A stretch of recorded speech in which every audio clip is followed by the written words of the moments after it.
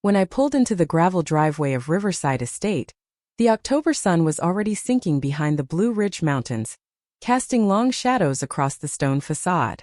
I wasn't supposed to be here. I told myself after Eleanor's funeral last month that I would never set foot in this house again, that the chapter of my life tied to the Haze family was closed for good. But there I was, engine idling, staring at the dark windows of the place that used to feel like home, all because of a set of keys I'd left behind in my hurry to escape. Before we jump back in, tell us where you're tuning in from. And if this story touches you, make sure you're subscribed because tomorrow, I've saved something extra special for you. The keys weren't just any keys. They opened Eleanor's private studio, the converted carriage house where my godmother had spent 40 years designing some of the most beautiful historic restorations the South had ever seen. After she passed, I'd stayed at the estate for a week helping sort through her affairs, and in my grief-stricken haze, I'd left those keys on the kitchen counter. Seemed trivial then. Didn't seem trivial now. I cut the engine and sat in the silence watching the house. No cars in the driveway. My father's Mercedes wasn't in its usual spot near the garage, and Bianca's white Range Rover was nowhere to be seen. Good. I could slip in, grab the keys, and disappear before anyone knew I'd been here. The last thing I needed was another confrontation with Marcus Hayes or my younger sister, who had somehow transformed from my childhood ally into my father's perfect protégé in the 8 years since I'd walked away. The front door was unlocked, which didn't surprise me. Riverside Estate sat on 12 acres outside Asheville, far enough from the main road that my father had never worried about security. I stepped inside and the familiar scent hit me immediately. That mixture of old wood, lemon polish, and the faint mustiness that comes with houses built in 1889. The foyer stretched before me, its crystal chandelier catching the last rays of daylight and scattering them across the mahogany panels. Everything looked exactly as it had a month ago. The antique mirror still hung crooked on the wall, something Eleanor had always insisted gave it character. The umbrella stand still overflowed with walking sticks my father collected but never used. Even the stack of mail on the side table looked untouched, as if time had simply stopped moving forward in this house. I moved quickly through the foyer toward the kitchen, my footsteps muffled by the Persian runner that stretched down the hallway. The keys should still be right where I'd left them, on the granite counter near the coffee maker. I could be in and out in 2 minutes. Back to my apartment in downtown Asheville, back to my life as a freelance restoration consultant, back to the careful existence I'd built far away from Haze Architectural Group and everything it represented. But when I reached the kitchen doorway I froze. Voices drifted down from upstairs, muffled but unmistakable. My father's deep baritone, steady and controlled the way it always was when he was conducting business. And Bianca's lighter tone, eager and sharp, like she was trying to prove something. They were in the upstairs study, Eleanor's favorite room, the one with floor-to-ceiling windows overlooking the valley.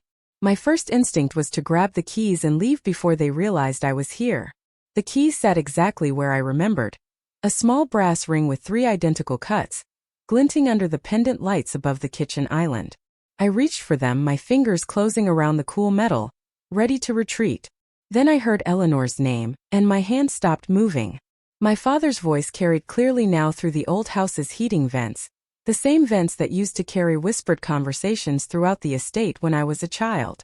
He was talking about the Eleanor Hayes Memorial Trust, the fund my godmother had established to preserve historic properties throughout western North Carolina. I'd helped her set it up 5 years ago, back when we'd still believed the family could honor her vision. I should have left. Everything rational in my mind screamed at me to walk out that door and drive away. But something deeper, something that sounded like Eleanor's voice in my memory, told me to stay, to listen, to know what they were planning. I moved to the base of the stairs, my heart hammering so hard I could feel it in my throat. The voices grew clearer with each step I took upward, until I stood in the upstairs hallway, just out of sight from the study's open door, holding my breath like I was 16 again, eavesdropping on my parents' arguments about my future. My father was speaking, his tone measured and businesslike, the same voice he used in boardroom presentations. The Memorial Trust currently holds 18 properties across 4 counties. Most of them are barely breaking even on rental income. The maintenance costs alone are eating through the principal at an unsustainable rate. Eleanor was brilliant at design, but she never understood the financial realities of property management. I felt my jaw tighten. Eleanor had understood perfectly. She'd structured the trust specifically to prioritize preservation over profit, something my father had fought her on for years. The whole point was that these buildings, these pieces of history, deserved protection even if they didn't generate maximum returns. That was why she put specific language in the trust documents preventing liquidation for commercial development. Bianca's voice chimed in, bright with manufactured enthusiasm. The Riverside Commons project would be perfect for the old textile mill property. We've already got developers interested in luxury condos, high-end retail on the ground floor. The location is ideal, right on the French Broad River. We could triple the trust value in 18 months. My stomach dropped. The textile mill. Eleanor had spent 3 years restoring that building. A red brick beauty from 1902 that still had its original wooden floors and iron beam ceiling. She'd converted it into affordable artist studios, exactly the kind of project that made her light up when she talked about it. The trust was supposed to protect it in perpetuity. That was the entire point.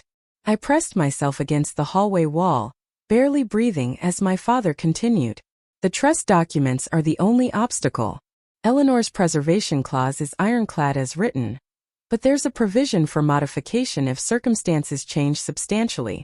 We'd need to prove financial hardship, demonstrate that the trust's mission can't be fulfilled without restructuring. Can we prove that? Bianca asked.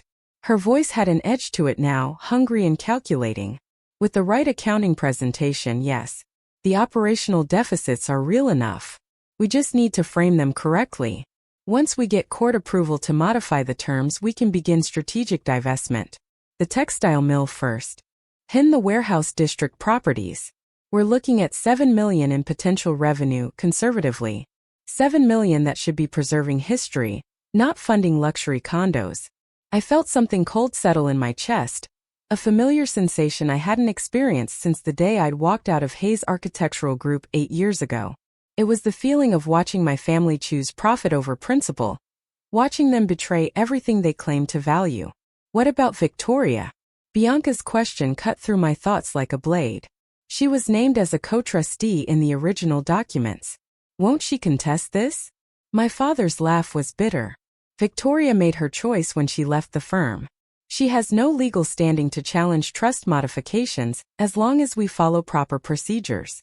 Besides, she's been completely absent from trust administration for years.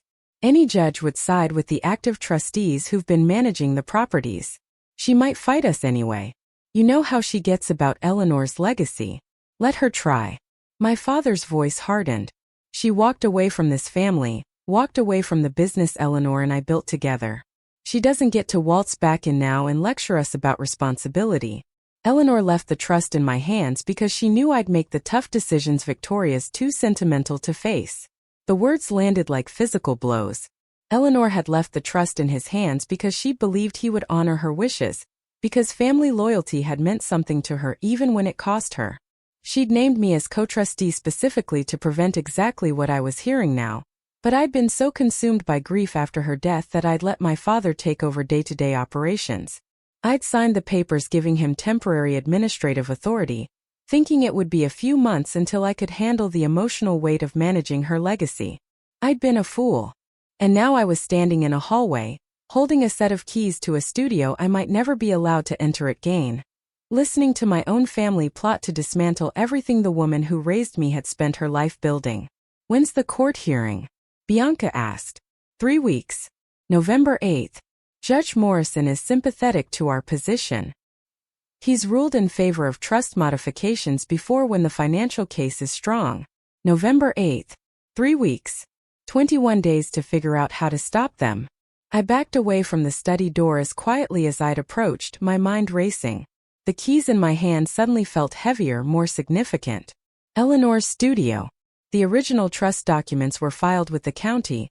Preparing and narrating this story took us a lot of time, so if you are enjoying it, subscribe to our channel. It means a lot to us. Now back to the story. But Eleanor always kept personal copies of everything, annotated with her notes and intentions. If there was anything in those documents that could prevent my father's plan, it would be in that studio. I made it down the stairs without breathing, across the foyer without thinking. out the front door into the cooling evening air. My hands shook as I unlocked my car, as I started the engine, as I drove down the gravel driveway away from Riverside Estate. But I wasn't shaking from fear. I was shaking from something else entirely. Something that felt like purpose crystallizing after years of drift. I come back for keys. I'd found something much more valuable and much more dangerous. I'd found the truth about what my family had become in my absence. And somewhere in the back of my mind, I could hear Eleanor's voice, steady and certain the way it had been on her deathbed when she gripped my hand and whispered, "Promise me you'll remember what matters, Victoria. Promise me you won't let them forget." I hadn't understood what she meant then.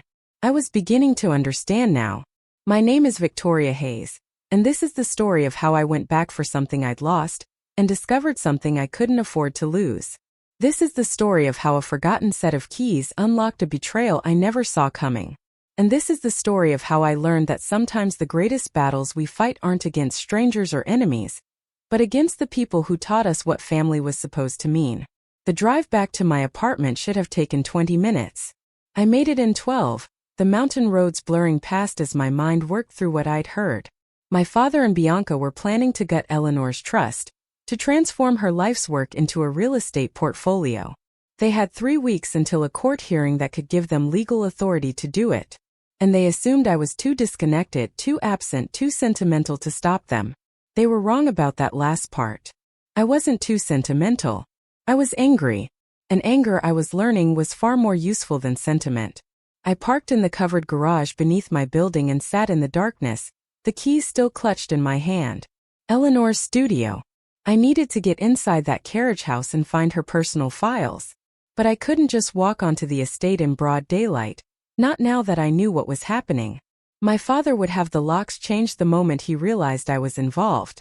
I had one chance to access whatever Eleanor had left behind, and I needed to do it before anyone knew I was looking.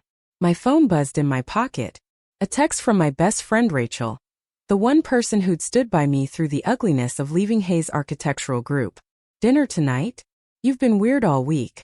I typed back quickly. "Can't tonight. Something came up." "Tomorrow?" 3 dots appeared, then disappeared, then appeared again. "You okay?" I stared at the screen at those 2 simple words that contained so much concern. No, I wasn't okay. I hadn't been okay since Eleanor died, since I'd stood at her graveside and watched my father give a eulogy about legacy and responsibility while planning to betray every principle she'd stood for. But I couldn't explain that over text, couldn't unpack the weight of what I'd overheard in a casual conversation. "Fine," I typed. "Just dealing with some estate stuff. Talk tomorrow."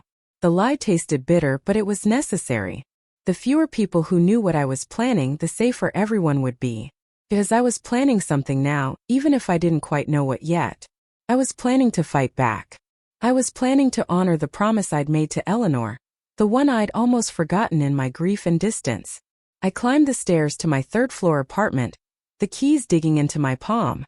Inside, the space felt smaller than usual, the exposed brick walls and industrial windows that usually charmed me now seeming confining. I dropped my bag on the kitchen counter and stood in the center of the room, trying to think clearly through the adrenaline still flooding my system. Eleanor's studio. I needed to get inside tonight, before my father or Bianca had any reason to suspect I'd been at the estate. It was risky, but waiting was riskier. Every day that passed was a day closer to that court hearing, a day closer to losing any chance of stopping them. I changed into dark jeans and a black sweater. Practical clothes that wouldn't show dirt or catch light. Then I stood in front of the mirror in my bedroom and stared at my reflection. Victoria Haze, 34 years old, freelance restoration consultant, estranged daughter, forgotten co-trustee. The woman staring back at me looked tired, her dark hair pulled into a messy knot, shadows under her green eyes that spoke of too many sleepless nights since the funeral. But there was something else there too, something I hadn't seen in years. Determination. The same fierce resolve that had carried me through architecture school, through the early years at Haze Architectural Group when I'd had to prove myself twice as hard because I was the boss's daughter. The same strength that had let me walk away when I realized staying meant compromising everything I believed in. I'd let that strength atrophy in the years since, let myself become smaller and quieter, building a modest consulting practice that kept me comfortable but never challenged. I told myself I was choosing peace over conflict, independence over family drama. But maybe I'd just been choosing surrender. Not anymore. Eleanor deserved better than that. Her legacy deserved better. And somewhere deep down in a place I tried to ignore, I deserved better too. I grabbed my keys, both sets now, and headed back down to my car. The studio was waiting. Whatever secrets Eleanor had left behind, whatever ammunition I needed to fight this battle, it was time to find it. Because my father was right about one thing. I had walked away from this family. But he was wrong if he thought that meant I'd stop caring about what they destroyed. The carriage house sat at the far edge of the Riverside Estate property, separated from the main house by a grove of old magnolia trees that Eleanor had refused to let anyone trim. She used to say the wild branches reminded her that not everything needed to be controlled or perfected, that sometimes beauty lived in the untamed spaces. I'd always loved that about her, the way she saw poetry in things other people wanted to fix. Now, standing in the darkness with only the moon filtering through those gnarled branches, I understood she'd been teaching me something I hadn't been ready to learn. The carriage house loomed before me, its stone walls silvered by moonlight, windows dark and watching. I'd parked my car a quarter-mile down the road and walked through the woods to avoid the main driveway. My phone flashlight turned off, moving by memory and instinct through terrain I'd explored 1,000 times as a child. The brass key slid into the lock with a soft click that seemed to echo across the silent property.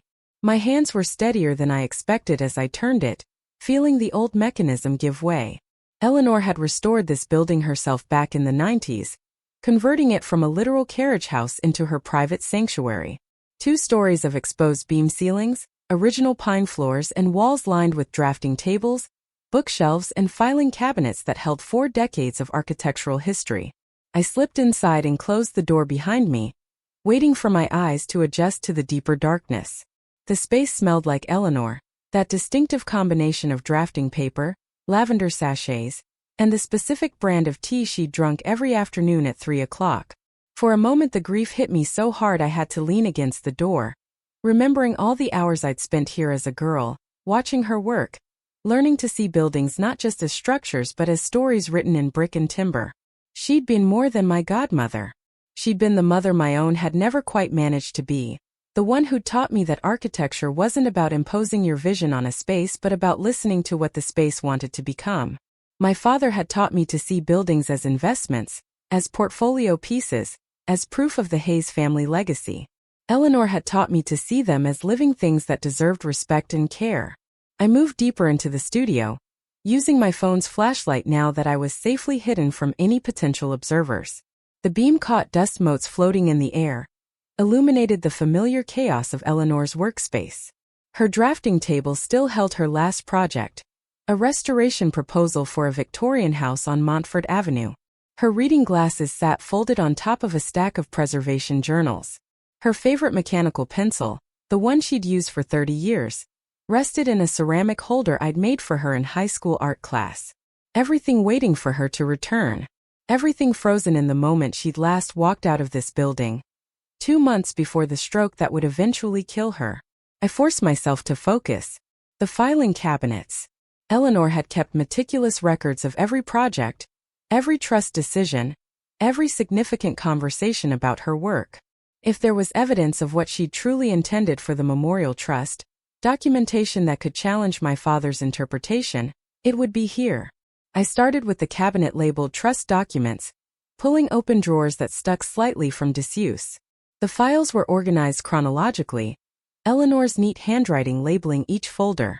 I found the original trust agreement from 5 years ago, the document I'd helped her draft, specifying that all properties held by the trust were to be preserved for their historical and cultural value, with any modifications requiring unanimous consent of all trustees. Unanimous consent? That meant my father couldn't modify the trust terms without my agreement, no matter what he'd told Bianca. The temporary administrative authority I'd granted him after Eleanor's death didn't extend to fundamental changes in the trust's mission. He'd been lying, or at least bending the truth so far it snapped. I photographed every page with my phone, the camera shutter sound seeming impossibly loud in the quiet studio. Then I kept digging, pulling file after file, looking for anything else that might be relevant. Eleanor's correspondence with attorneys, her notes on each property acquisition, her long-term plans for the trust's growth and sustainability. 3 files deep, I found something that made my breath catch. A folder labeled Victoria Private, dated from 3 months before Eleanor's death. I opened it with shaking hands. Inside were letters. Dozens of them, all addressed to me, all in Eleanor's increasingly shaky handwriting as her health had declined. The first was dated January 15th, nearly a year ago. My dearest Victoria, it began. If you're reading this, it means I'm gone and you've finally found the courage to come back to this place. I've watched you stay away these past years, building your small life in town, and I've understood why. Your father can be a difficult man to love, and impossible to work with when you see the world differently than he does. But I need you to understand something, my girl. The trust one created isn't just about buildings. It's about you. I sank into Eleanor's desk chair, the letter trembling in my hands. The words blurred as tears I'd been holding back for a month finally broke free. She'd known. She'd known I was struggling, known I was hiding, known I needed something to fight for even if I didn't realize it myself. I kept reading, devouring letter after letter, each one revealing more of Eleanor's thoughts in her final months. She wrote about her concerns that Marcus was losing sight of what their architectural partnership had meant, that he was becoming too focused on the business side and forgetting the soul of their work. She wrote about watching Bianca grow into a younger version of Marcus, ambitious and clever, but missing some essential quality of compassion that Eleanor valued above talent. And she wrote about me, about the daughter she'd never had, the one she'd tried to raise in parallel to the one my parents had shaped. She wrote about her pride in my decision to leave Haze Architectural Group, even though it had hurt her to lose me from the firm. She wrote about her hopes that I would eventually find my way back, not to the family business, but to the work itself, to the calling she believed we shared. The last letter was dated April 3rd, just 2 weeks before her stroke. Her handwriting was barely legible, each word clearly costing her tremendous effort. Victoria, I'm running out of time to say this in person, so I'll say it here and trust that you'll find these words when you need them most. The Memorial Trust is my legacy, but it's also my gift to you. I've structured it to give you a purpose, a fight worth fighting, a reason to remember that you're stronger than you think you are. Your father will try to change it. He won't be able to help himself because he's forgotten how to value things that don't generate profit. When that happens, and it will happen, I need you to stop him. Not for me, though I'd be grateful. For yourself. Because you need to learn that walking away isn't the only way to maintain your integrity. Sometimes you have to stand your ground and fight for what you believe in, even when it costs you everything. Especially then. The trust documents give you the power to do this. The properties give you the purpose. But the courage has to come from you. I believe you have it, my darling girl. I've always believed that. It's time you believed it too. I set the letter down carefully, as if it might disintegrate if I held it too tight. Eleanor had seen all of this coming. She'd known my father would try to liquidate the properties, known I would need a reason to fight back, known exactly what she was doing when she named me as co-trustee. This wasn't just about preservation.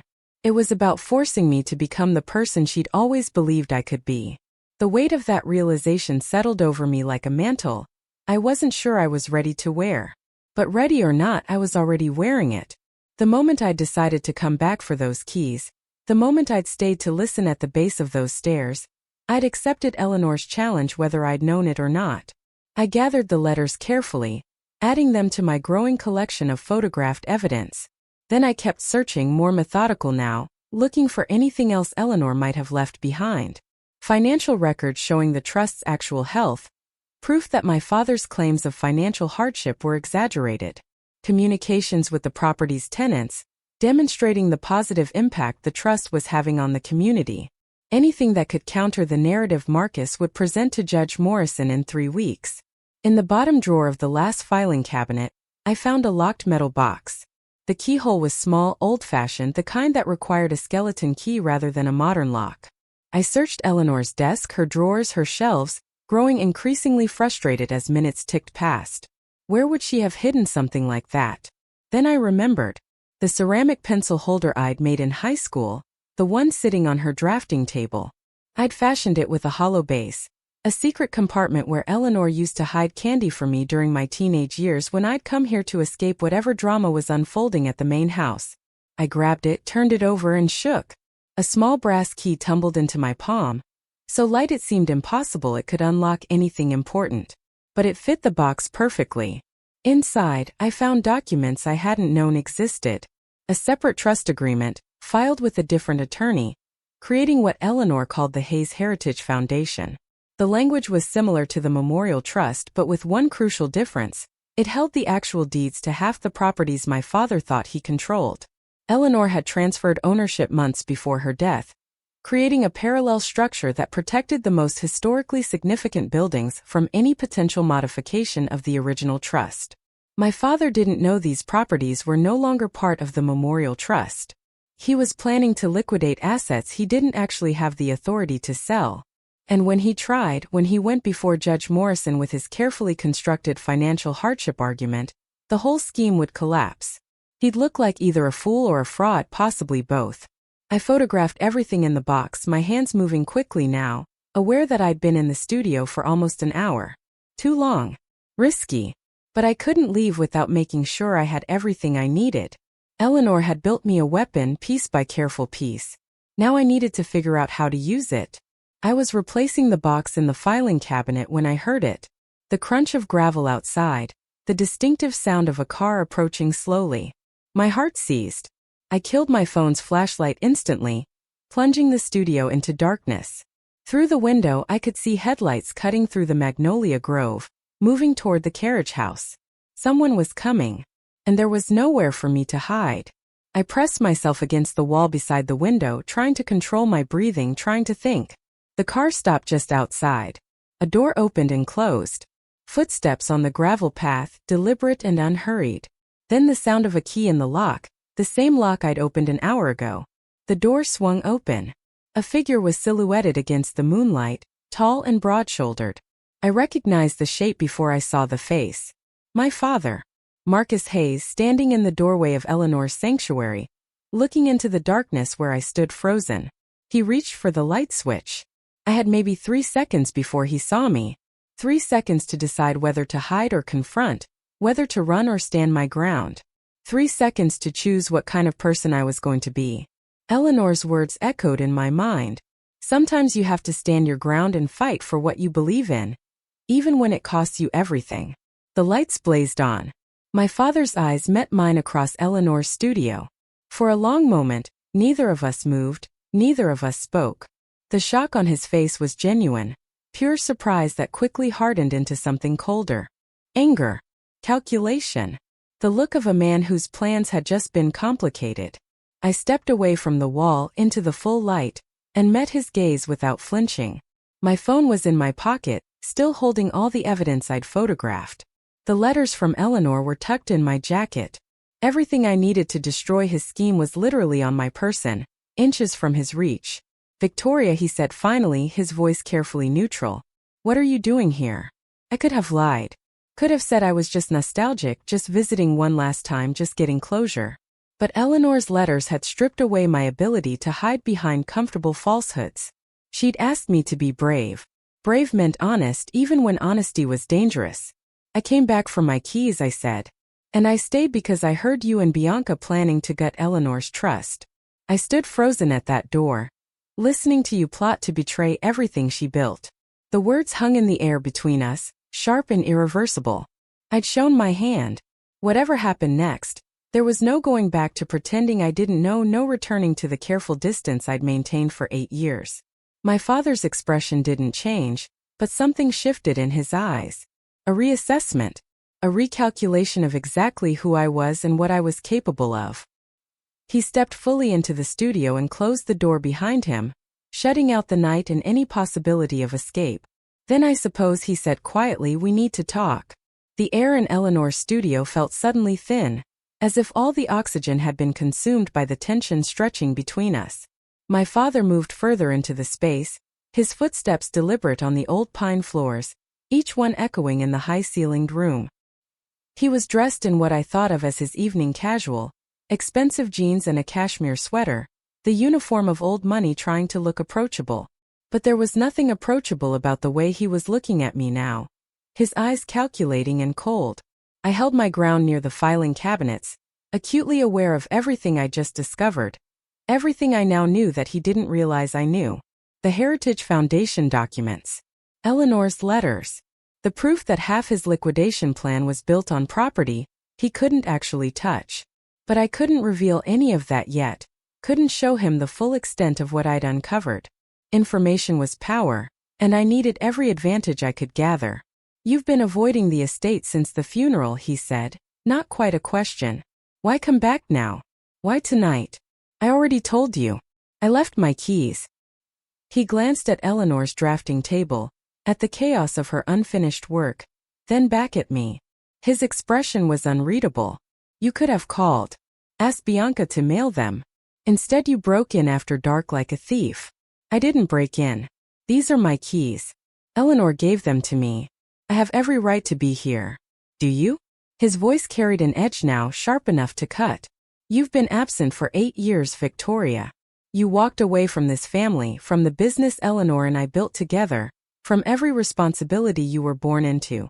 You don't get to suddenly decide you have rights here." The words should have hurt. A year ago they would have. But something had shifted in me since standing at the base of those stairs, since reading Eleanor's letters, since understanding that my absence hadn't been peace, it had been surrender. I'd let my father define the terms of my leaving, let him shape the narrative that painted me as the ungrateful daughter who'd abandoned her family. I'd accepted that story because it was easier than fighting it. I wasn't going to accept it anymore. "Eleanor built the memorial trust specifically to preserve historic properties," I said, keeping my voice level.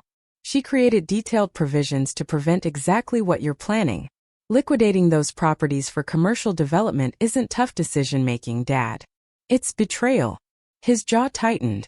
"You know nothing about what I'm planning." "I know enough. The textile mill, the warehouse district properties, $7 million in potential revenue from gutting Eleanor's life work. I know you're going before Judge Morrison in 3 weeks to get court approval for trust modifications based on manufactured financial hardship. I know you think I'm too disconnected to stop you." Something flickered across his face, surprise mixed with anger. "You were eavesdropping. At the house. You heard me talking to Bianca. I came back for my keys and I heard my family plotting to destroy everything Eleanor believed in. Yes, I eavesdropped. And what I heard was enough to make me realize I've been wrong about something fundamental. I thought leaving was integrity. I thought distance was strength. But all I did was give you room to forget what this family was supposed to stand for." My father moved to Eleanor's desk chair and sat down heavily, suddenly looking older than his 62 years. The studio's harsh overhead lighting caught the gray in his hair, the deep lines around his mouth. For a moment I could see the man Eleanor had fallen in love with 40 years ago. Her business partner and friend, before ambition and loss had turned him into someone harder. "You don't understand the financial realities," he said, and his voice had lost some of its edge. "The trust is hemorrhaging money, Victoria. The maintenance costs alone are unsustainable." Eleanor's vision was beautiful, but it wasn't practical. She designed for legacy, not sustainability. She designed for meaning, I countered. "There's a difference between unprofitable and unsustainable. Those properties generate income. They house artists, small businesses, community organizations. They contribute something valuable that can't be measured in quarterly returns. Valuable doesn't pay contractors.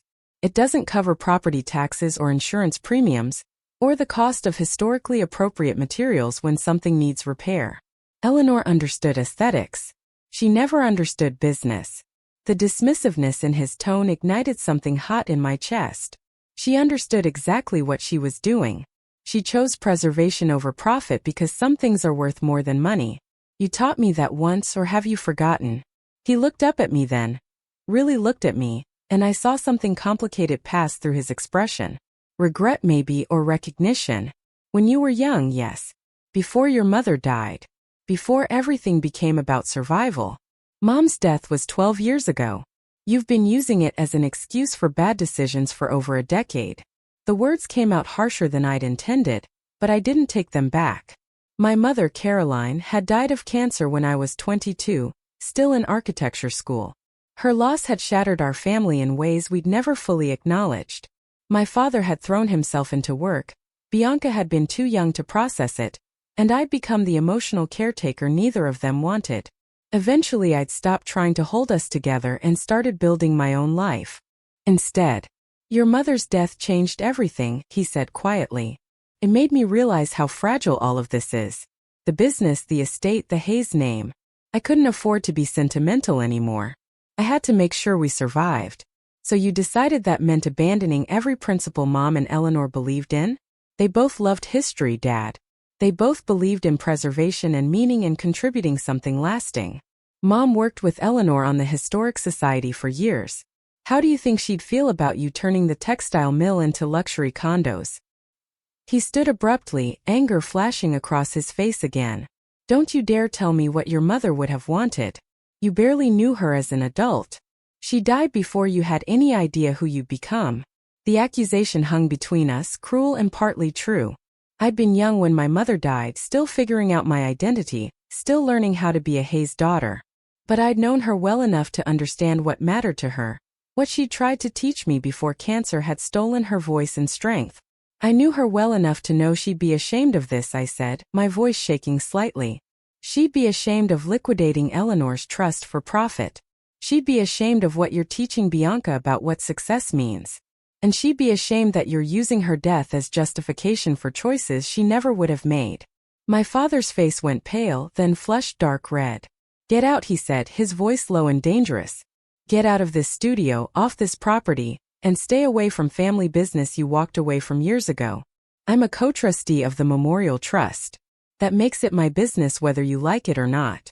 You signed administrative authority over to me after Eleanor died. You have no operational control. Administrative authority for day-to-day management. Not for fundamental changes to the trust's mission. Those require unanimous trustee approval. And I'll never approve liquidating properties Eleanor spent her life protecting. He took a step toward me, and I forced myself not to retreat. We stood barely 3 feet apart, close enough that I could see the tiny burst blood vessels in his eyes, the exhaustion he hid behind expensive clothes and controlled anger. You can't stop this, Victoria. The court will see the financial documentation. They'll see that you've been absent from trust management. They'll approve the modifications regardless of your objections. All you'll accomplish is making this ugly and public, dragging the Haze name through legal battles that will hurt everyone involved. Then it will be ugly and public. I'd rather fight and lose than let you destroy Eleanor's legacy without opposition. For several seconds he just stared at me, as if seeing someone he didn't quite recognize. Then he shook his head slowly. You're just like her, you know? Eleanor. Stubborn and idealistic and completely impractical. She couldn't let go of buildings that should have been torn down decades ago. You can't let go of a vision that died with her. Neither of you could ever see past your sentiment to the larger picture. Maybe, I said.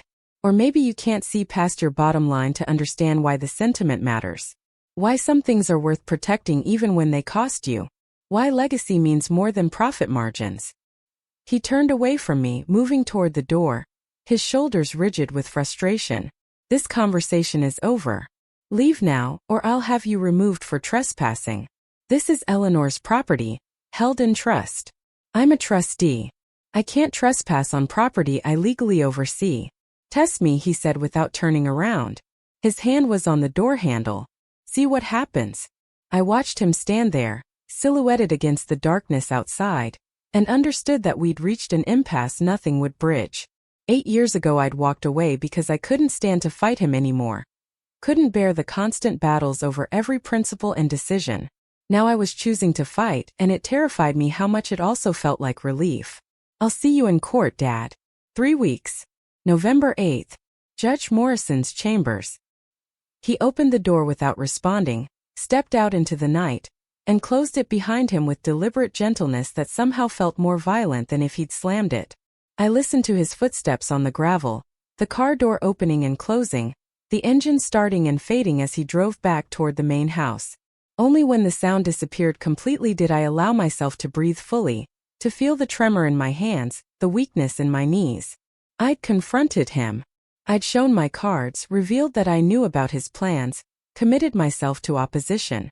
There was no strategic retreat now, no graceful exit. I'd chosen this fight and it was going to consume everything.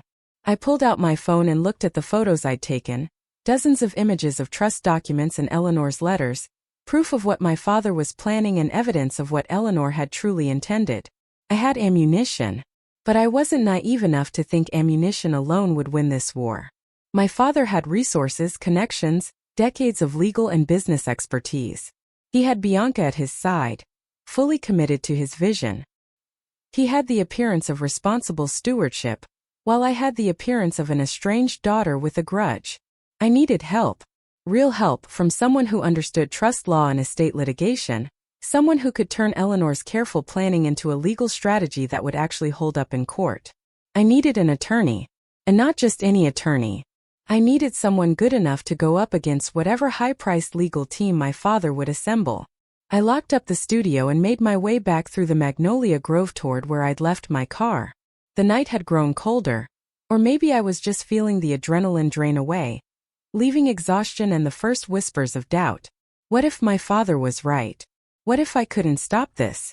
What if all I accomplished was dragging Eleanor's name through an ugly public battle that ended in defeat anyway?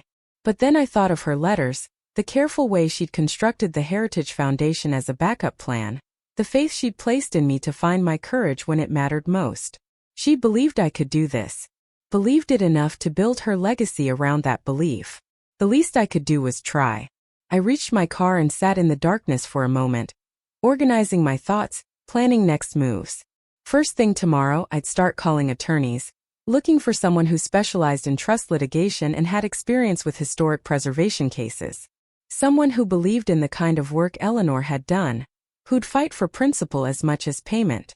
Then I'd start documenting everything I could about the Memorial Trust properties, gathering evidence of their cultural value, their community impact, their irreplaceable historical significance. I talked to the tenants, the artists in the textile mill studios, the small businesses in the warehouse district.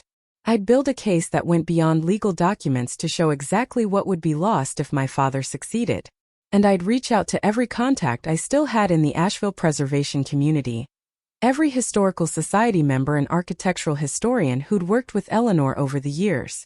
If this was going to be a public battle, I needed public support, people who'd speak up about what the Memorial Trust meant to the region. It was going to take everything I had. Time, energy, money I didn't really have to spare. Emotional reserves I barely replenished after Eleanor's death.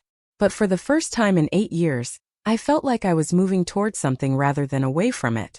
Fighting for something rather than running from everything.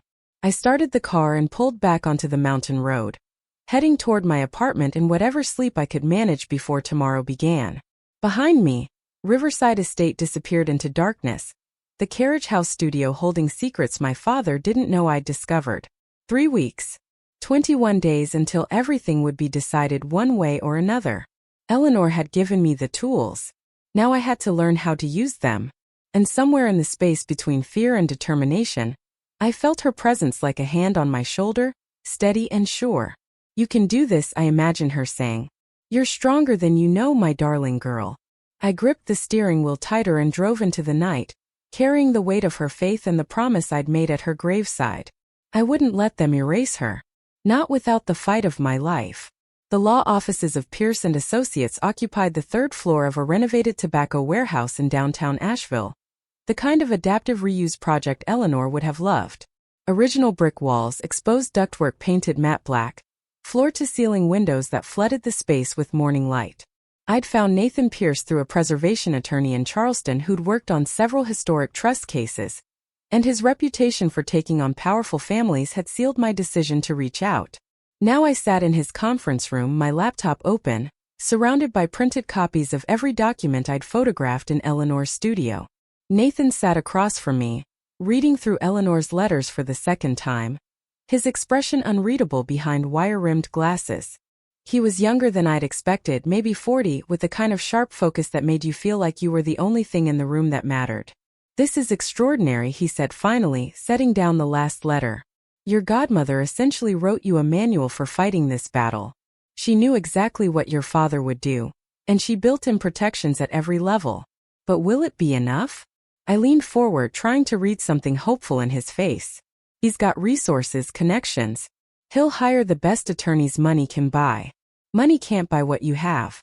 Nathan tapped the stack of letters. Proof of donor intent. That's the most powerful weapon in trust litigation.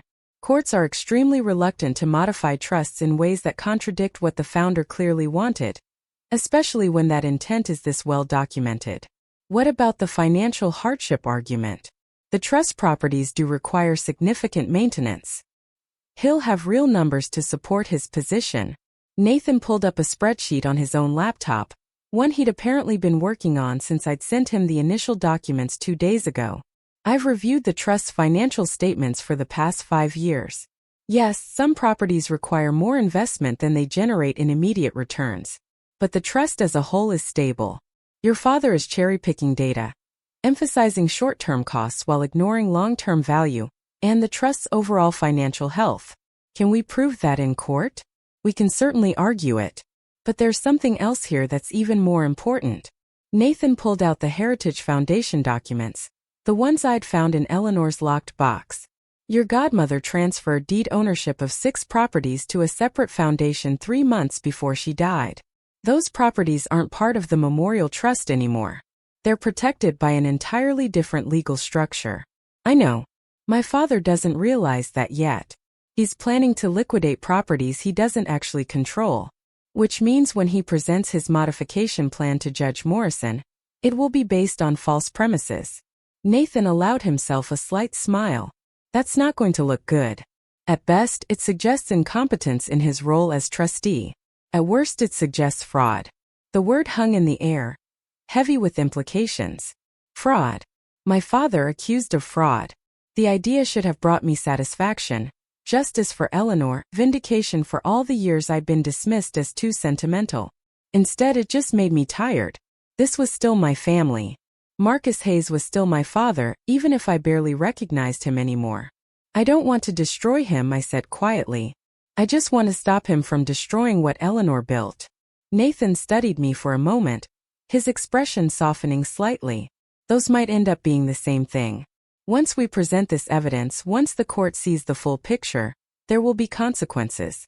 Your father could lose his position as trustee. The family's reputation will take a hit. Bianca will be implicated too, since she's been actively participating in the planning. I closed my eyes, feeling the weight of what I was setting in motion. When I'd stood in Eleanor's studio 5 days ago, confronting my father, I'd been operating on pure instinct and anger. Now, sitting in this conference room with an attorney who dealt in cold legal realities, the full scope of what I was doing became clear. This wasn't just about stopping a court hearing. It was about potentially dismantling my father's entire position of authority within the family and the business. What if I started then stopped, not sure how to articulate the thought? What if there's a way to stop the liquidation without publicly exposing everything? Some kind of settlement that protects the trust but doesn't humiliate him in court? Nathan leaned back in his chair, considering. We could approach him with a proposal. Show him enough evidence to make clear we'd win in court. Offer a private resolution that allows him to save face. He steps down as primary trustee, you take operational control, the properties remain protected, and none of the more damaging information becomes public record. Would he agree to that? A bitter laugh escaped before I could stop it. My father doesn't compromise. He doubles down. Always has. Then we prepare for trial. Nathan pulled out a legal pad and started making notes. We have 3 weeks before the court hearing. I'll file a formal objection to the proposed modifications, which will trigger a more extensive review process. We'll need to gather supporting testimony from preservation experts, community members who benefit from the trust properties, anyone who can speak to their cultural value. What about the tenants? The artists in the textile mill, the nonprofits in the warehouse spaces. They'd lose everything if those buildings were sold to developers. Exactly. Their testimony will be crucial. Can you reach out to them, start explaining what's happening?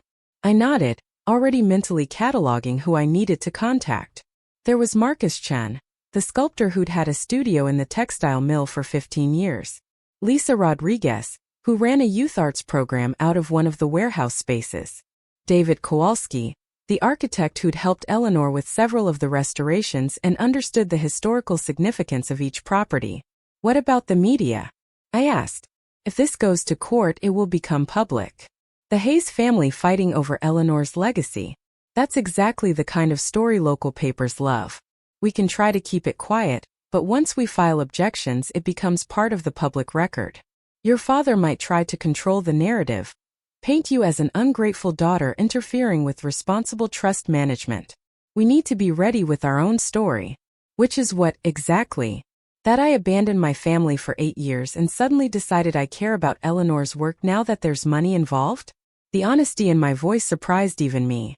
But it was the question that had been gnawing at me since that night in the studio, the doubt that woke me at 3 in the morning. Why should anyone believe my motives were pure? I'd been absent for almost a decade. My father could easily argue I was just trying to seize control of valuable assets under the guise of honoring Eleanor's memory.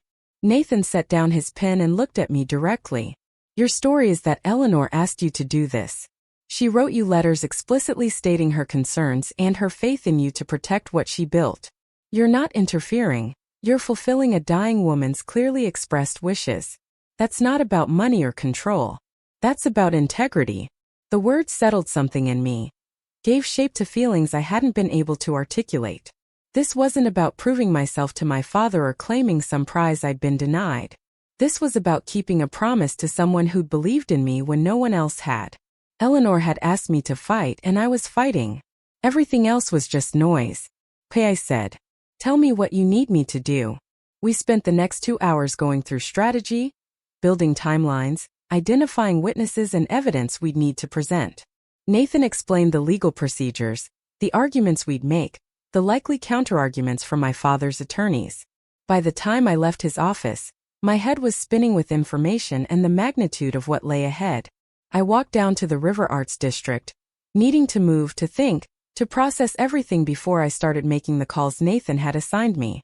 The French Broad River flowed beside me, brown and steady, carrying leaves and debris downstream. The autumn afternoon was cool but sunny, the kind of day Eleanor used to love, when she dragged me out of the studio to walk and talk about whatever project was consuming her attention.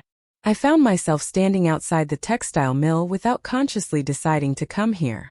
The building rose 4 stories, its red brick facade original to 1902, its tall windows reflecting the afternoon sky.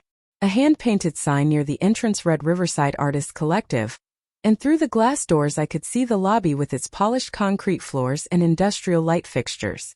This was one of the 6 properties Eleanor had transferred to the Heritage Foundation. My father thought he could sell it to developers, turn it into luxury condos with river views and high-end retail. He had no idea the deed was no longer his to transfer. When that came out in court, when he realized Eleanor had outsmarted him from beyond the grave, the humiliation would be devastating. Part of me wanted to see that moment, wanted to watch him understand that he'd been wrong, that Eleanor had been 3 steps ahead of him all along, that I was stronger than he'd ever given me credit for. But another part of me, the part that remembered being 7 years old and having him teach me to draw elevations, the part that had loved him before grief and ambition had calcified his heart, that part just felt sad. The door to the textile mill opened, and a man emerged carrying a welded metal sculpture, abstract curves that caught the light. Marcus Chan, I recognized him from the tenant directory I'd reviewed in Eleanor's files. He was in his 50s, with paint-stained jeans and gray hair pulled back in a ponytail, exactly the kind of artist my father would dismiss as impractical and unmarketable. Careful with the door, he called over his shoulder, and a younger woman emerged behind him, holding the door open while he maneuvered the sculpture through. They were laughing about something, easy and comfortable in a way that spoke of years of friendship. I must have been staring because Marcus noticed me and paused. Can I help you? I walked closer, suddenly unsure how to introduce myself. These people's livelihoods depended on the trust properties remaining protected. If my father succeeded in liquidating the buildings, they'd lose their studios, their workspace, their community. They deserved to know what was happening. But telling them meant making this real in a new way, expanding the circle of people affected by my family's dysfunction. I'm Victoria Haze, I said. Eleanor Haze was my godmother.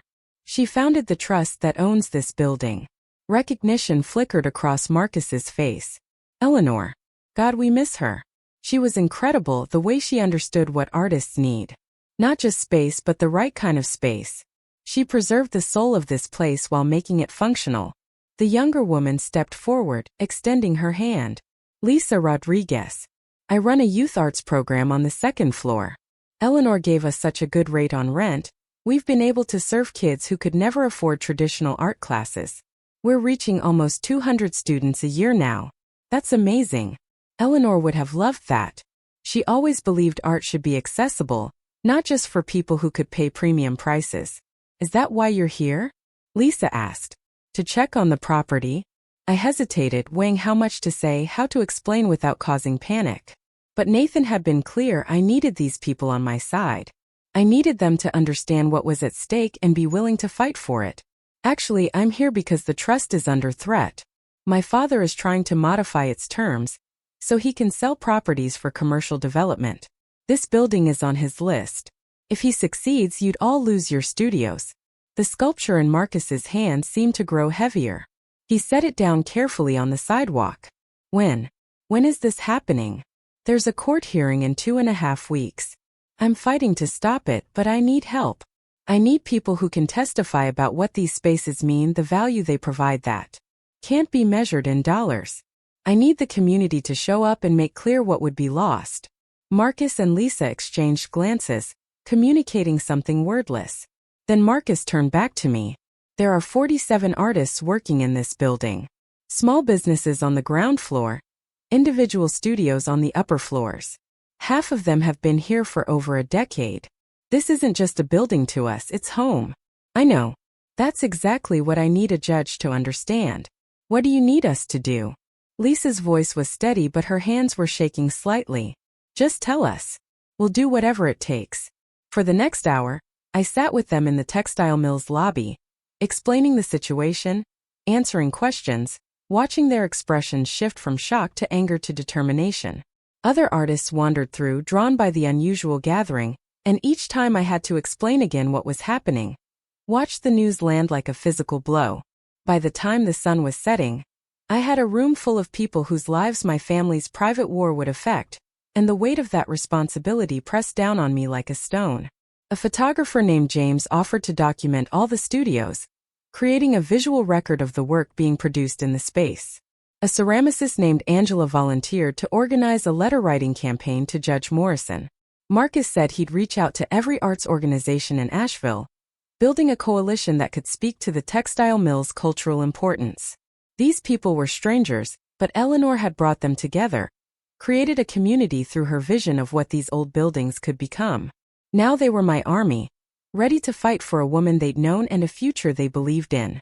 I felt Eleanor's presence so strongly in that moment, I almost turned around expecting to see her standing in the doorway, smiling at what we were building. When I finally left the textile mill, darkness had fallen over the city. I walked back to my car, exhausted but energized, overwhelmed but purposeful. My phone had been buzzing in my pocket for the past hour, but I'd ignored it, focused on the conversations happening in that lobby. Now I pulled it out and saw 7 missed calls from the same number. Rachel, my best friend, the one I'd been avoiding since this all started. I called her back. She answered on the first ring. Where the hell have you been? I've been trying to reach you all day. Are you okay? I'm fine. Just dealing with some family stuff. Victoria, your father called me. He said you're causing problems with Eleanor's trust, threatening to drag the family into a public legal battle over nothing. He wanted me to talk sense into you. The betrayal stung, even though I should have expected it. Of course my father would try to use my friendships against me, recruit allies to his side, isolate me before the real battle began. He'd always been good at strategy, at understanding how to apply pressure where it would hurt most. And what did you tell him? I kept my voice neutral, but my grip on the phone had tightened. I told him I'd talk to you. Then I told him that I've known you for 12 years and you've never caused problems over nothing. So maybe he should ask himself why his daughter would suddenly decide to fight him. There was anger in Rachel's voice, protective and fierce. Now tell me what's really going on. I did.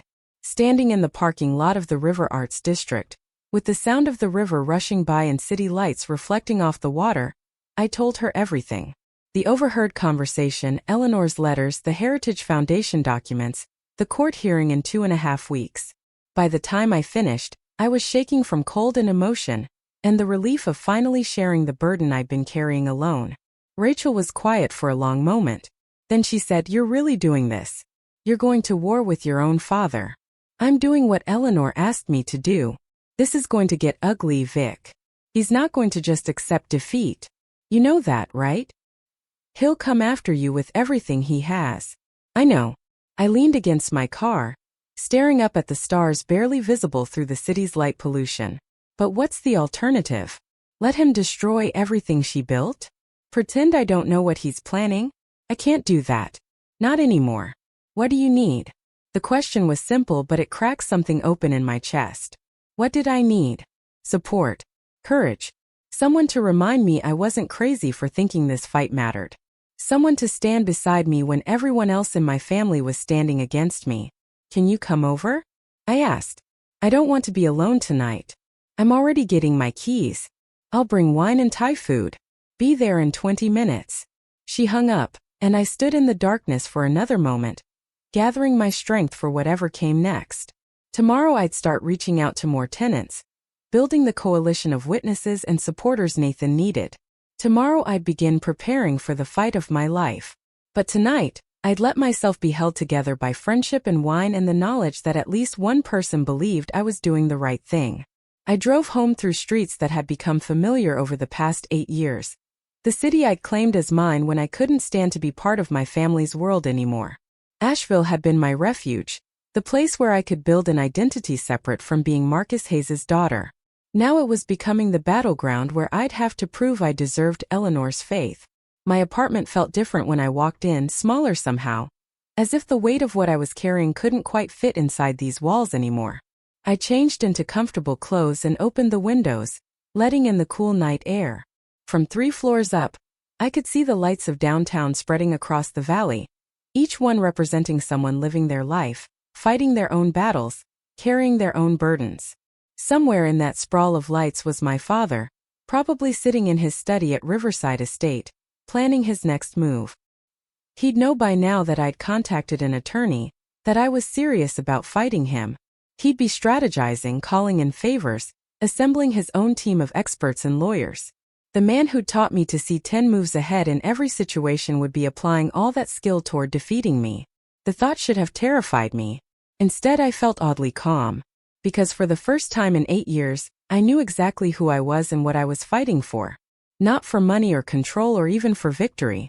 For the woman who'd believed in me when I couldn't believe in myself. For the legacy that deserved protection. For the principle that some things mattered more than profit. Rachel arrived with Thai food and 2 bottles of wine, exactly as promised. We ate on my small balcony, bundled in blankets against the October chill, and she listened while I talked through everything again, all my fears and doubts and determination. She didn't try to talk me out of it or minimize what I was facing. She just listened and asked questions and reminded me of things I'd forgotten about myself. "You were always the brave one," she said at one point, refilling our wine glasses. "Even when you walked away from your family, that took courage. Most people would have just stayed and been miserable. You chose yourself. This is just choosing yourself again, but in a different way. Doesn't feel like choosing myself. Feels like choosing Eleanor. Maybe that's the same thing. Maybe the version of yourself Eleanor saw, the one she believed in, that's who you're becoming now. Not despite this fight, but because of it."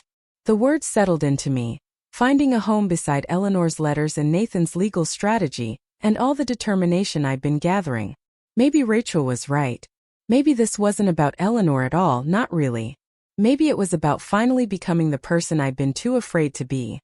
The one who stood her ground and fought for what she believed in even when it cost her everything. We finished the wine as the city lights blurred into a soft glow around us. Rachel left around midnight, making me promise to call her if I needed anything anytime, no matter what. I locked the door behind her and stood in my quiet apartment, feeling the exhaustion of the day finally catching up with me. But before I went to bed, I pulled out my laptop and opened the folder of photographs I'd taken in Eleanor's studio. Her letters, her trust documents, her careful planning and faith in me. I read through them again, slower this time, absorbing not just the legal details but the love behind them. Every word she'd written had been an act of faith, a bridge she was building between who I'd been and who I could become. "I won't let you down," I whispered to her photograph on my desk, the one I'd taken at her 75th birthday party 3 years ago. She was laughing in it, her eyes bright with joy, surrounded by friends and colleagues who loved her. That was the Eleanor I wanted to honor, not just the brilliant architect and preservationist, but the woman who'd seen beauty in old buildings and struggling people, who'd believed broken things could be restored to something even more beautiful than they'd been originally. I closed my laptop and finally went to bed, but sleep was slow coming. My mind kept turning over everything that lay ahead, the testimonies I needed to gather, the evidence I needed to organize, the battle I needed to prepare for. 2.5 weeks. 17 days until everything would be decided in Judge Morrison's chambers. Somewhere in the darkness, I heard Eleanor's voice again, clear as if she were standing beside my bed. "You're stronger than you know, my darling girl. Trust yourself the way I trusted you." I pulled the blankets up to my chin and closed my eyes, holding on to those words like a lifeline. Tomorrow the real work would begin. Tomorrow I'd start building the case that would either save Eleanor's legacy or destroy my relationship with my family forever. But tonight, I'd rest in the knowledge that at least I was fighting. At least I was trying. At least I was finally, after 8 years of running, standing my ground. And maybe, just maybe, that was enough. The morning of November 8th arrived cold and gray. The kind of Asheville weather that made the mountains disappear into low clouds. I stood in front of my bathroom mirror, adjusting the collar of the navy suit I'd bought specifically for this hearing, and tried to calm the tremor in my hands. 17 days of preparation had led to this moment, 17 days of gathering testimony and evidence and courage I hadn't known I possessed. Nathan had called the night before with final instructions. "Be calm, be respectful, let me do most of the talking.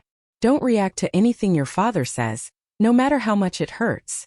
Judges notice everything, and we need you to look like the reasonable party in this dispute." I'd promised I would, but now, staring at my reflection, I wondered if I could actually keep that promise when I was face to face with my father in a legal battle over everything Eleanor had meant to both of us. The courthouse was downtown, a newer building that tried to blend modern efficiency with historical aesthetics and succeeded at neither. I arrived 30 minutes early, as Nathan had instructed, and found him already waiting in the lobby with his briefcase and an expression of focused intensity. He looked me over, nodded approval at my professional appearance, and led me to a small conference room where we could review strategy one last time. "Your father will try to paint you as emotional and impulsive," Nathan reminded me. "Someone who abandoned her responsibilities and only came back when there was money at stake. Don't give him ammunition. Stay factual, stay calm. Let Eleanor's words speak for themselves. What if the judge doesn't care about her words? What if he just looks at the financial statements and decides my father is right about sustainability? Then we show him the Heritage Foundation documents. We prove that half the properties your father claims to control aren't actually his to sell. That alone should be enough to kill his modification proposal." Nathan pulled out a folder containing copies of everything we'd be presenting.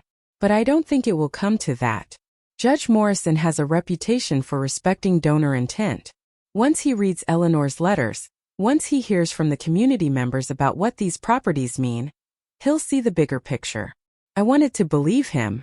I'd spent the past 2 weeks interviewing tenants, gathering letters of support, coordinating with preservation organizations across western North Carolina. Marcus Chun had pulled together 43 artists willing to testify about what the textile mill meant to them. Lisa Rodriguez had collected statements from parents whose children participated in her arts program. David Kowalski, the architect who'd worked with Eleanor for 20 years, had written a detailed analysis of each property's historical significance. The weight of all those voices, all those people depending on me to protect spaces that had become essential to their lives, pressed down on me as I sat in that conference room waiting for the hearing to begin. This wasn't just about Eleanor anymore. It was about an entire community that would be displaced if my father succeeded. At precisely 9 o'clock, Nathan's phone buzzed. "Time to go. Judge Morrison is ready for us." We walked down a long hallway to a conference room that served as chambers for trust disputes. Through the doorway, I could see my father already seated at the opposite table with 2 attorneys I didn't recognize, both wearing expensive suits and expressions of professional confidence. Bianca sat beside him, her face carefully neutral, but her eyes met mine for a brief moment and I saw something complicated there. regret maybe, or uncertainty, or just the exhaustion of maintaining family loyalty when it required choosing sides. Judge Morrison was a man in his late 60s with steel gray hair, and the kind of lined face that suggested he'd heard every possible variation of family dysfunction. He looked up as we entered, studying me with the sharp assessment of someone trained to detect dishonesty. I met his gaze steadily, remembering Nathan's instructions about appearing reasonable and credible. "Good morning," the judge said.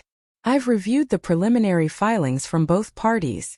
This appears to be a dispute over proposed modifications to the Eleanor Haze Memorial Trust. Mr. Pierce, you're representing Victoria Haze in her capacity as co-trustee?" "That's correct, Your Honor." Nathan's voice was crisp and professional. "We're here to oppose the modifications proposed by Marcus Haze on the grounds that they violate the clearly expressed intent of the trust's founder." "And Mr. Caldwell, you're representing Marcus Haze and Bianca Haze?" The judge looked at the lead attorney across from us, a silver-haired man who radiated the confidence of someone who rarely lost. "Yes, Your Honor. Robert Caldwell with Caldwell and Associates. We're here to present evidence that the proposed modifications are necessary to preserve the trust's financial viability and ultimately serve the founder's broader goals of maintaining the Haze family legacy." The judge made a note on the legal pad before him. "Let's begin with Mr. Haze's proposal. Mr. Caldwell, you may present your case." Robert Caldwell stood, and for the next 40 minutes, he laid out a carefully constructed argument about financial responsibility and practical necessity. He presented spreadsheets showing operational deficits on several trust properties. He explained how maintenance costs for historic buildings exceeded market rates for comparable spaces. He painted a picture of Eleanor as a visionary designer whose idealism had unfortunately created an unsustainable financial structure. My father sat perfectly still throughout the presentation, his face composed into an expression of reluctant duty. This was a man doing what needed to be done, what Eleanor herself would have wanted if she'd understood the financial realities. The performance was masterful, and I felt my stomach clench watching the judge's reactions, trying to gauge whether he was buying the narrative being sold. Then Caldwell brought up me. "Miss Haze has been notably absent from trust administration for nearly a decade. She left the family business in 2015 following disagreements about business practices. She declined involvement in trust operations after Eleanor Haze's death, only becoming interested when modification proposals were raised. We respectfully suggest her objections stem from personal conflicts with her father rather than genuine concerns about the trust's management." The characterization stung precisely because it contained enough truth to sound credible. I had left the business. I had been distant from trust operations, and I was absolutely in conflict with my father. But the reasons behind all those facts were being twisted, weaponized against me in a way that made my past choices look like character flaws rather than principled decisions. Nathan squeezed my arm gently under the table, a reminder to stay calm, to not react. I kept my expression neutral even as I wanted to stand up and explain everything Caldwell was deliberately leaving out. How I'd left because my father had started prioritizing profit over preservation. How I'd stayed away because every interaction with him became a battle over values. How I'd only learned about the modification proposals by accident, not because I'd been watching for opportunities to cause trouble. When Caldwell finished, Judge Morrison turned to Nathan. "Mr. Pierce, you may present your response." Nathan stood and I watched him transform into the attorney I'd hired him to be, sharp and focused and completely in command of the facts. He began with Eleanor's letters, entering them into evidence and reading key passages aloud. The judge's expression shifted as he listened to Eleanor's words, her explicit concerns about Marcus prioritizing profit over preservation, her faith in me to protect what she'd built. "These aren't the words of someone who wanted flexibility in trust administration," Nathan argued. "These are the words of someone who knew exactly what threats her legacy would face, and who chose Victoria Haze specifically to stand against those threats. My client isn't interfering with trust operations. She's fulfilling the role Eleanor Haze explicitly assigned to her." He moved on to the financial analysis, systematically dismantling the narrative of unsustainability that Caldwell had constructed. Yes, some properties required investment, but the trust as a whole was financially sound, with reserves that could easily cover necessary maintenance. The deficits Caldwell had emphasized were temporary and manageable, not evidence of structural failure. Then Nathan dropped the first bomb. Furthermore, Your Honor, 6 of the properties Mr. Haze proposes to liquidate are not actually held by the Memorial Trust. 3 months before her death, Eleanor Haze transferred their deeds to a separate entity called the Haze Heritage Foundation, specifically to protect them from potential modification attempts. I watched my father's face as the words registered. Shock flickered across his features before he could control it, followed by something darker. Anger, or maybe humiliation, the realization that Eleanor had outsmarted him, that she'd seen his intentions clearly enough to build in protections he'd never suspected. Beside him, Robert Caldwell was frantically whispering, clearly blindsided by information that should have been discovered during basic due diligence. Nathan presented the Heritage Foundation documents, deed transfers signed and notarized, legal structures that removed half my father's liquidation plan from his control. The textile mill, the warehouse district, for other historically significant properties, all protected by a framework Eleanor had created while she still had the strength to sign documents and the clarity to understand what she was protecting. This means that Mr. Haze's financial projections are fundamentally flawed, Nathan continued. He's calculated potential revenue from property sales that he doesn't have authority to execute. At best, this represents a significant oversight in his role as trustee. At worst, it suggests a deliberate attempt to mislead this court about the resources under his control. The implications hung in the air, heavy and damning.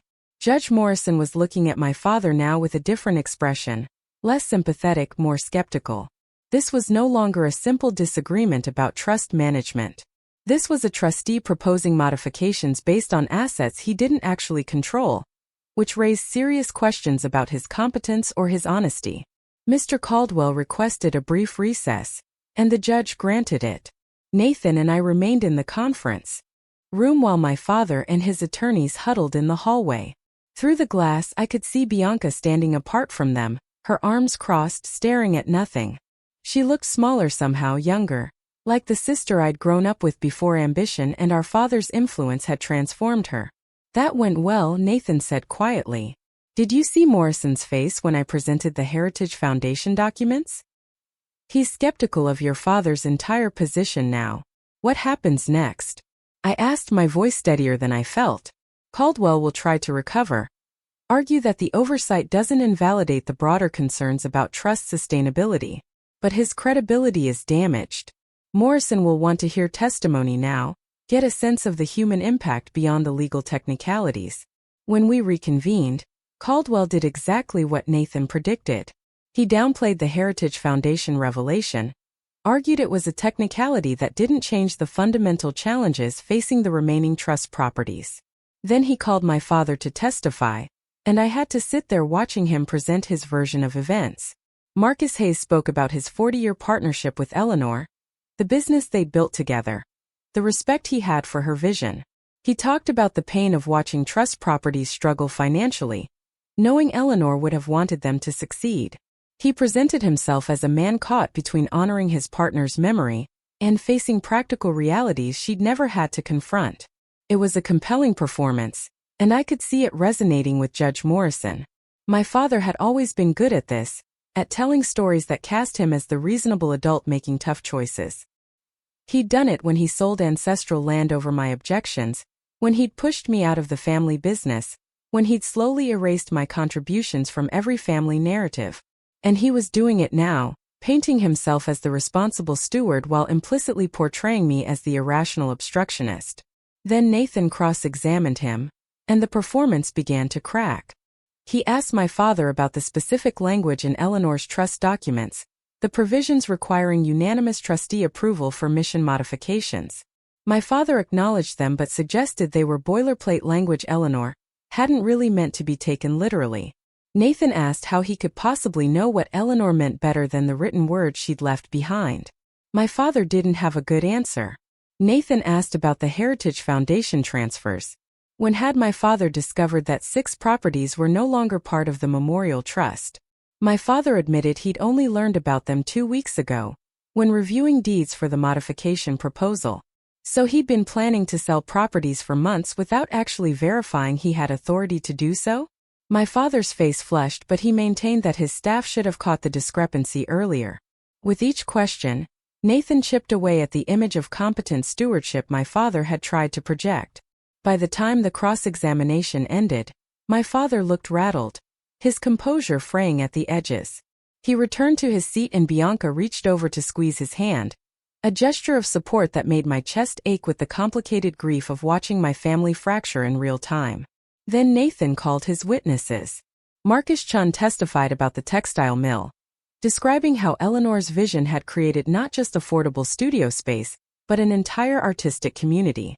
His voice cracked when he talked about what it would mean to lose that space, how many artists would be displaced, how much creative energy would be scattered if the building was sold to developers. Lisa Rodriguez testified about the Youth Arts program, bringing photographs of children's artwork, letters from parents describing how the program had changed their kids' lives. One parent had written about her daughter who'd been struggling in school until she discovered ceramics at Lisa's program. Another described a son with autism who'd found his voice through painting. These weren't abstract concepts about cultural value. These were real children whose opportunities would disappear if the warehouse spaces were liquidated. David Kowalski, the architect, testified about the historical significance of each property, explaining why they mattered beyond their monetary value. The textile mill was one of only 3 surviving examples of early 20th century industrial architecture in the region. The warehouse district represented a crucial period of Asheville's commercial development. These weren't just old buildings. They were irreplaceable pieces of the area's cultural heritage. By the time Nathan finished presenting witnesses, the conference room felt different. The abstract legal dispute over trust modifications had become concrete and human. Judge Morrison was no longer just weighing financial projections against founder intent. He was considering what would actually be lost if my father succeeded, who would be hurt, what community assets would be destroyed in pursuit of financial optimization. The judge called for a lunch recess. Nathan and I ate sandwiches in the conference room, reviewing what had happened, preparing for the afternoon session when I would testify. I'd been dreading this moment, knowing I'd have to speak in front of my father, knowing Caldwell would try to discredit me the way he'd characterized me in his opening argument. But I'd also been preparing. I'd read Eleanor's letters so many times I could quote passages from memory. I'd reviewed every detail of the trust documents, every property acquisition, every decision Eleanor had made in building her legacy. I knew this material better than anyone in that room, including my father. And I had something neither he nor Caldwell had, the absolute certainty that I was doing what Eleanor had asked me to do. When we reconvened, Nathan called me to testify.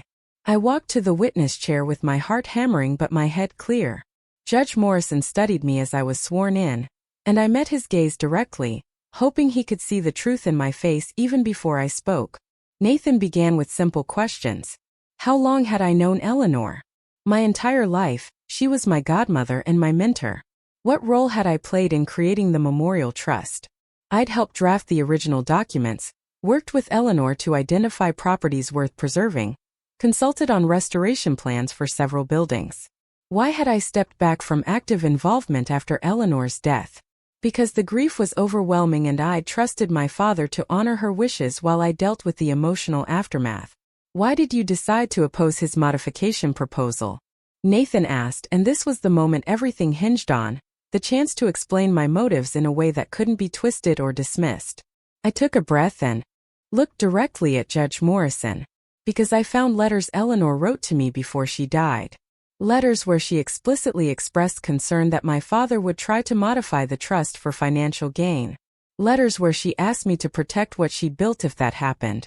She chose me as co-trustee for this exact purpose, to be a check against modifications that would betray her vision. I'm not here because of money or control. I'm here because a dying woman asked me to keep a promise, and I'm not going to break that promise just because it's difficult or uncomfortable. The words came out steadier than I'd expected, weighted with conviction I hadn't known I could project. Judge Morrison was writing notes, but his expression had shifted slightly, from skeptical evaluation to something that might have been respect. Then Caldwell cross-examined me, and I understood what Nathan had meant about staying calm no matter what was said. Caldwell tried every angle to undermine my credibility. He brought up my departure from Haze Architectural Group, suggesting I'd left in anger rather than principle. He questioned why I'd stayed away for 8 years if I cared so much about Eleanor's legacy. He implied my opposition to the modifications was really about punishing my father for past conflicts. I answered each question as honestly as I could, refusing to be defensive or emotional even when the accusations stung. Yes, I'd left the family business because of disagreements with my father. Yes, I'd maintained distance from family operations. But none of that changed what Eleanor had explicitly asked me to do, and none of it made my father's modification proposal any more aligned with her clearly expressed wishes. Caldwell tried one more angle, reading from financial statements to suggest I didn't really understand the trust's challenges, that my romantic idealism was blinding me to practical realities. But Nathan had prepared me for this, and I was ready. With respect, Mr. Caldwell, I understand these numbers perfectly. I have a degree in architecture and a decade of experience in restoration consulting. I know exactly how much historic preservation costs. The difference between my father and me isn't that he understands finances and I don't. It's that he's decided return on investment is the only metric that matters. Eleanor believes some things are worth preserving even when they're expensive, even when they don't maximize profit. I agree with her. Apparently my father no longer does. The response landed well. I could feel it in the room's energy, in the slight nod Judge Morrison gave as he made another note. Caldwell looked frustrated, but he didn't have anywhere else to go. He tried to paint me as emotional and impractical, but I'd refused to perform that role for him. When I returned to my seat beside Nathan, my hands were shaking from adrenaline, but I felt strangely clear. I'd said what needed to be said. I'd honored Eleanor and defended her vision, and explained my position without attacking my father personally. Whatever Judge Morrison decided, I'd done everything I could. Both sides presented closing arguments.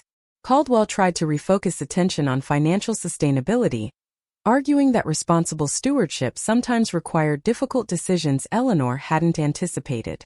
Nathan countered that Eleanor had anticipated exactly this situation, had expressed her wishes clearly in writing, and had specifically chosen Victoria to ensure those wishes were respected.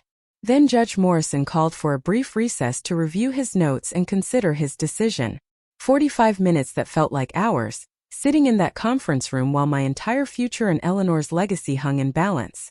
Nathan tried to make small talk, but I couldn't focus, couldn't think about anything except what would happen if we lost, if all the preparation and testimony and courage had been for nothing. When we were called back, Judge Morrison looked tired but resolute. He began by summarizing the key issues, the proposed modifications, the financial concerns, the dispute over founder intent. Then he started explaining his reasoning, and with each sentence my heart beat faster. The court recognizes that trust administration sometimes requires flexibility in responding to changing circumstances. However, that flexibility must be exercised within the bounds of the founder's clearly expressed intent. In this case, Eleanor Haze left extensive documentation of her wishes, including letters written shortly before her death that explicitly address concerns about property liquidation for commercial development. He paused, looking at my father. Mr. Haze has characterized these concerns as arising from misunderstanding of financial realities. But the court finds that Eleanor Haze understood perfectly well what she was creating. She chose preservation over maximum financial return. She built in protections specifically to prevent the modifications now being proposed. And she designated Victoria Haze as co-trustee explicitly to serve as a check on decisions that might compromise the trust's preservation mission. I felt Nathan's hand on my arm, but I couldn't look away from Judge Morrison, couldn't let myself hope until I heard the actual decision. Furthermore, the judge continued, the revelation that 6 properties are held by a separate foundation raises serious questions about the trustee's due diligence. The proposed modifications were premised on liquidating assets that are not available for liquidation. This suggests either significant oversight or deliberate misrepresentation. Either way, it undermines confidence in the modification proposal's validity. Therefore, the court denies the requested modifications to the Eleanor Haze Memorial Trust. The trust will continue to operate according to its original terms, with properties preserved for their historical and cultural value, as the founder intended. Additionally, the court finds it appropriate to restructure trustee responsibilities. Victoria Haze will assume primary trustee authority, with Marcus Hayes maintaining advisory capacity, but no longer having unilateral decision-making power. The words washed over me like a wave, relief and vindication and grief all mixed together. We'd won. Eleanor's legacy would be protected. The textile mill and warehouse spaces, and all the other properties would continue serving the communities that depended on them. But the cost had been devastating: my father's public humiliation, Bianca's complicity exposed, our family's dysfunction on full display. Across the conference room, my father sat motionless, his face drained of color. Bianca had her hand over her mouth, eyes bright with tears she was too proud to let fall. Robert Caldwell was gathering papers with the brisk efficiency of someone accustomed to losing and eager to leave. None of them looked at me. Judge Morrison was saying something about filing procedures and transfer of authority, but I could barely process the information. Nathan was shaking my hand, congratulating me, promising to handle all the follow-up documentation. Outside the conference room, I could see Marcus Chan and Lisa Rodriguez waiting, and when they spotted me, their faces broke into relieved smiles. I stood on shaking legs and walked toward the door, toward the people who trusted me to fight for them. As I passed my father's table, he finally looked up, and our eyes met for a brief moment. I'd expected anger or resentment, but what I saw was something more complicated. Hurt, maybe. Recognition. The exhausted acknowledgement that his daughter had beaten him because she'd been willing to stand for something he'd forgotten how to value. I wanted to say something, to bridge the chasm that had opened between us. But there were no words adequate to the moment, no way to explain that I'd done this out of love for Eleanor rather than hatred for him. So I just held his gaze for 3 heartbeats, then walked out into the hallway where my people waited. Marcus hugged me immediately, lifting me off my feet in his enthusiasm. Lisa was crying and laughing at the same time. Other tenants who'd shown up to support the hearing crowded around, asking questions, thanking me, celebrating a victory that meant their homes and workspaces were safe. Nathan handled the practical details, answering questions about timelines and next steps, while I stood in the center of this impromptu celebration and felt Eleanor's presence so strongly I almost turned to look for her. "You did it," I imagined her saying. "You stood your ground. You fought for what mattered. I'm so proud of you, my darling girl." Rachel appeared through the crowd, somehow having known to be here even though I hadn't told her the exact time of the hearing. She wrapped me in a hug that felt like coming home, and I finally let myself cry, releasing all the tension and fear and determination I'd been holding for 17 days. "It's over," she whispered. "You won." But as I looked back through the courthouse doors, seeing my father and Bianca walking out through a side exit, their shoulders bent and their faces carefully blank, I knew it wasn't over. Not really. We'd won the legal battle but fractured the family in the process. I'd protected Eleanor's legacy but lost whatever fragile connection I'd still maintained with my father and sister. The price of victory was higher than I'd imagined, and I'd be paying it for years to come. Still, as Marcus started talking about organizing a celebration at the textile mill, as Lisa made plans for expanding her youth program, as Nathan outlined the process for me to officially assume primary trustee responsibilities, I felt something settle in my chest. Purpose. Direction. The knowledge that I'd done what Eleanor asked and honored the faith she'd placed in me.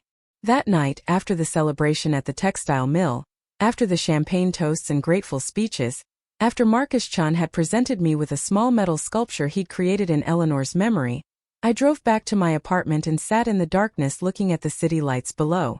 Tomorrow I'd start the work of actually managing the trust, of implementing the vision Eleanor had trusted me to protect. Tomorrow I'd figure out how to navigate a family that might never forgive me for choosing principle over loyalty.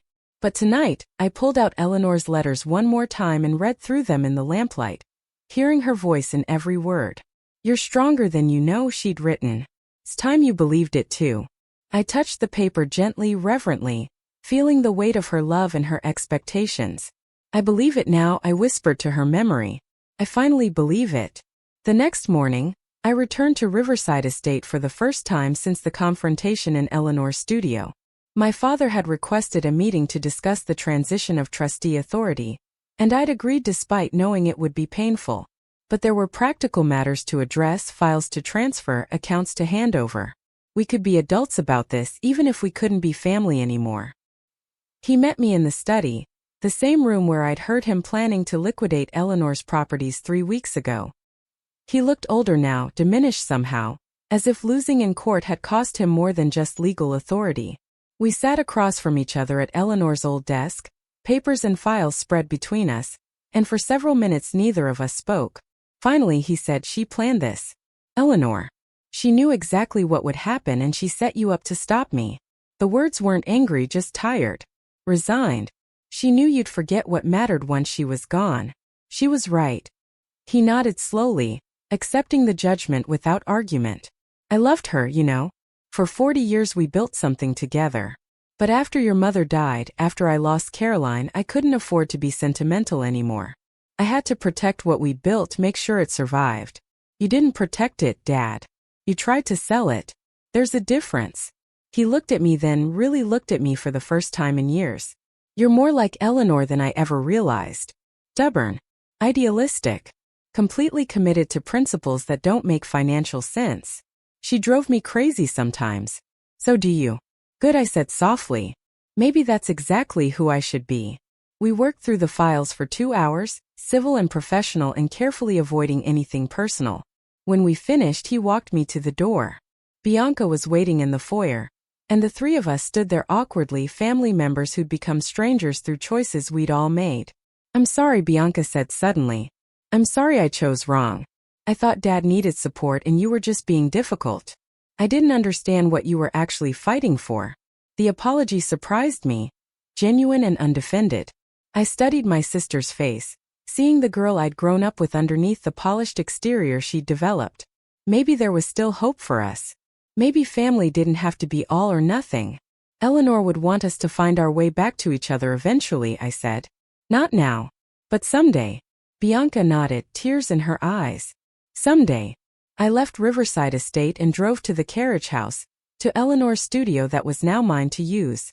I stood in the doorway looking at her drafting table, her books, her life's work preserved in files and photographs, and the buildings she'd saved. This was my inheritance, not money or property but purpose and responsibility, and the chance to continue something beautiful. I sat at her drafting table and pulled out the plans for the next trust project, a Victorian house that needed restoration. Eleanor had started the preliminary drawings before she died. Her neat architectural lettering labeling measurements and materials. I picked up her favorite mechanical pencil, the one she'd used for 30 years, and began adding my own notes to her design. Outside the window, the Blue Ridge Mountains rose against a clearing sky. The autumn sun broke through clouds, casting golden light across the valley. And in that moment, surrounded by Eleanor's tools and vision and faith, I felt her presence one last time. "You stood firm," I heard her whisper. "Just like I knew you would." I smiled and bent over the drawings, adding my vision to hers, continuing the work she'd started. The fight wasn't over, it would never really be over. There would always be pressures to compromise, to prioritize profit over preservation, to forget what really mattered. But I'd learned something crucial in the past 3 weeks. I'd learned how to fight, how to stand my ground, how to honor the people who believed in me by becoming someone worthy of that belief. My name is Victoria Haze, and I went back just to grab my keys. But what I found instead was purpose, courage, and the legacy I was always meant to protect. Claire got the apology. Bianca got the lesson. My father got the wake-up call. But I got something infinitely more valuable. I got to become the person Eleanor always knew I could be. And that, I realized as I worked on her final project, was the greatest inheritance of all. Up next, you've got 2 more standout stories right on your screen. If this one hit the mark, you won't want to pass these up. Just click and check them out.